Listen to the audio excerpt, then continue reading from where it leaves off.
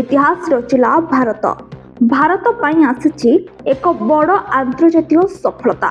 କେନ୍ଦ୍ର ସଂସ୍କୃତି ସଚିବ ବିବେକ ଅଗ୍ରୱାଲଙ୍କୁ ବିଶ୍ୱସ୍ତରୀୟ ସଂସ୍ଥା ଫାଇନାନ୍ସିଆଲ ଆକ୍ସନ ଟାସ୍କ ଫୋର୍ସ ବା FATF ର ଉପାଧ୍ୟକ୍ଷ ଭାବରେ ନିଯୁକ୍ତ କରାଯାଇଛି।